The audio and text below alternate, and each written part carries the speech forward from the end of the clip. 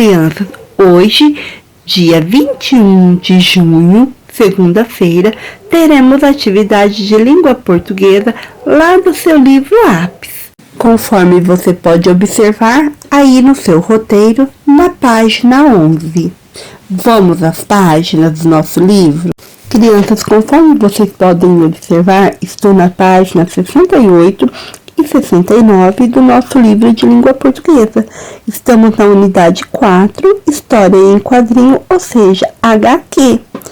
Aqui, logo abaixo, nós temos uma orientação do que iremos verificar nessa unidade. Eu já vou dar uma palhinha. O que é uma palhinha? Vou dar uma pequena explicação. Aqui nós vamos conhecer um pouco sobre os balões, o que significam, o que é a língua, a diferença entre a língua falada, a língua escrita, porque falamos de uma forma e escrevemos de outra, a tonicidade das palavras e das sílabas. Iremos conhecer também as letras C e C cedilha e observar a diferença de sons entre elas. Tá? Esta é uma palhinha que eu queria deixar.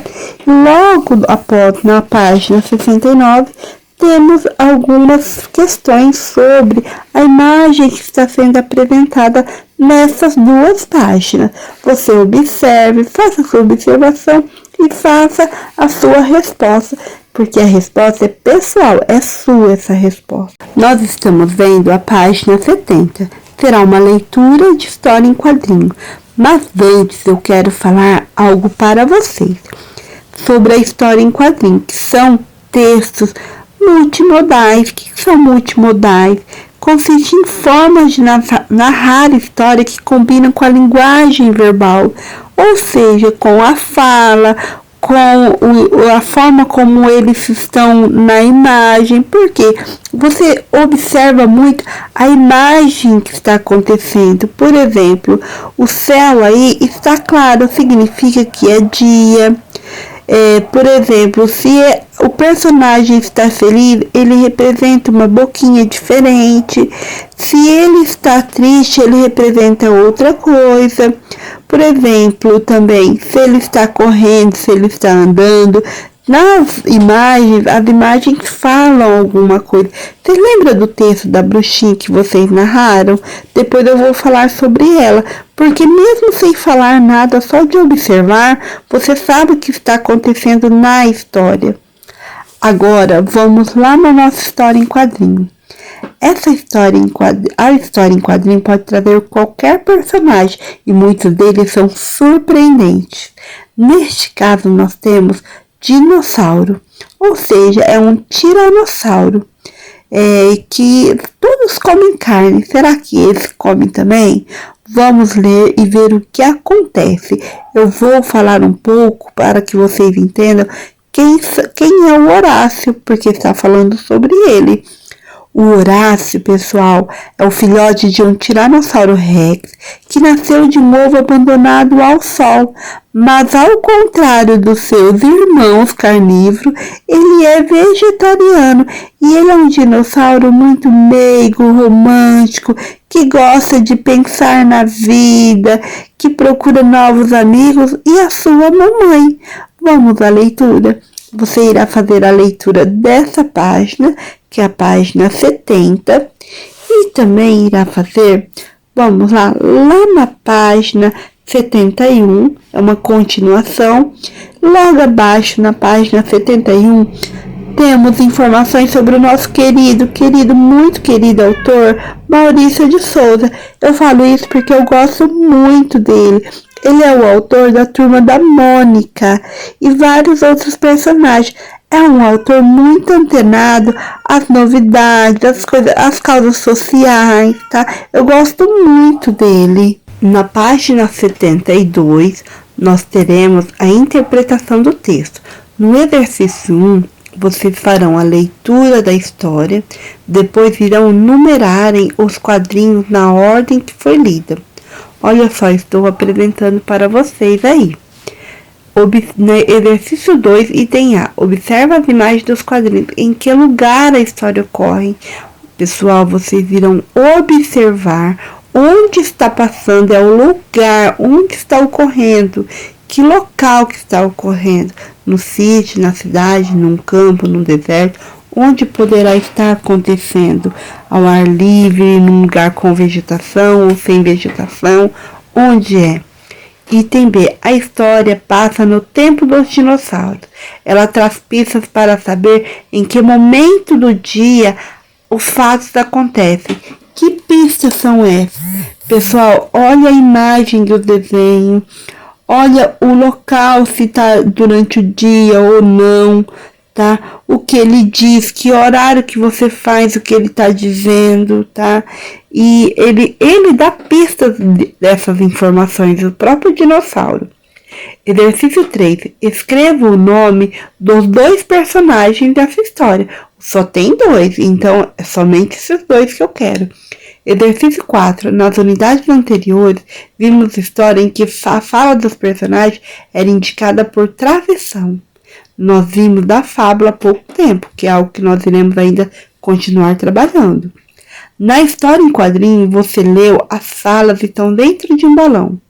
Nos quadrinhos a seguir pinte de amarelo quando o balão for a fala do Horácio, de azul quando for do Tecodonte. Na página 73, no exercício 5, você fará a releitura deste quadrinho.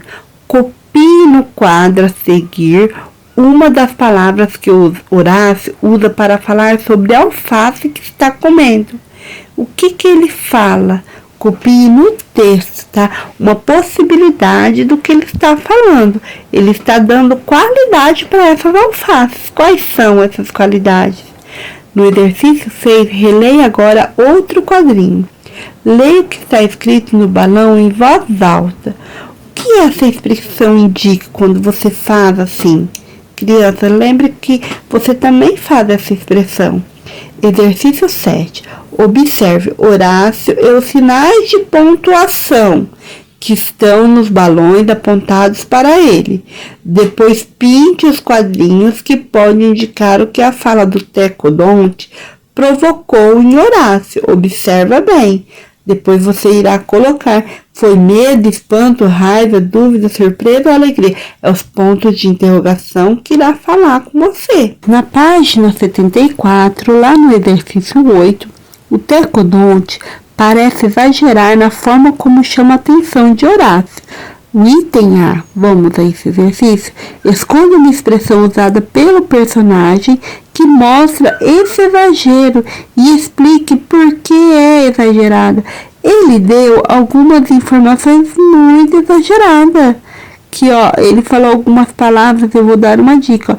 Falou que é um criminoso, que tem uma montanha de detritos. É uma forma exagerada de falar de alguém, de uma coisa que não era para tanto, né? B. Por que Tecodonte exagerou tanto, gente? Por que será que ele exagerou? Ele colocou uma coisa tão grande em algo que não era para ser tão exagerado. No exercício 9, releia essas falas. Vá, Tecodonte. Tá bem. Tá na hora do meu almoço. Mas não dá, né, Horácio? Marca a alternativa adequada. Os termos destacados mais utilizados são na língua escrita ou na língua falada? Pessoal, você escreve desse jeito ou você mais fala desse jeito? Lá no item B, você irá justificar a questão A, conversa com os colegas. Neste caso, eu quero uma justificativa do item B gravado, tá? Depois eu mando para vocês. Exercício 10. Releia o quadrinho. Copie os balões da fala de Horácio, as palavras que indicam que ele comeu os talinhos de alface que sobraram. Quais são as palavras dele? Ele falou alguma coisa? Observa bem. Estamos na página 75, no exercício 11. No quadrinho abaixo não há falas.